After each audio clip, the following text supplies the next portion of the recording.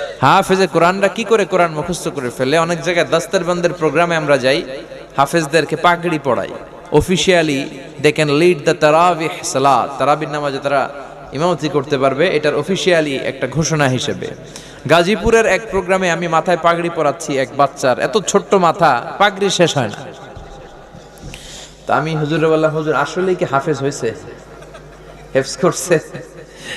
হুজুর বলে, মোহতারাম দোয়া করবেন, এই ছেলেটা মাত্র 14 মাসে কোরআনে হাফেজ হয়ে গেছে। এর চেয়ে অনেক কম সময় আমি শুনেছি 10 মাসে 8 মাসে কোরআনে হাফেজ হয়ে যায়, আছে না নাই?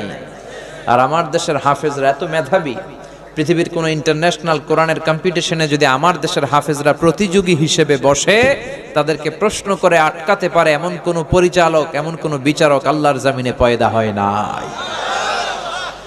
আপনারা আমাদের নাজমুস সাকিবের নাম শুনছেন? 13 বছরের নাজমুস সাকিব, হাফেজ জাকারিয়া, হাফেজ তারিকুল ইসলাম, ফজলে রাব্বি আদেল। আপনারা কি পিএইচপি কোরআনের আলো প্রোগ্রামগুলো দেখেন রমজানে?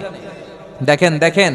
এসো কোরআনের আঙ্গিনায়, এসো শান্তির মোহনায়, এসো কোরআনের আঙ্গিনায়, এসো শান্তির মোহনায়, জীবনকে রাঙাতে ফুলে ফলে সাজাতে আল্লাহর সুধা পিয়ে গিয়ে চলো।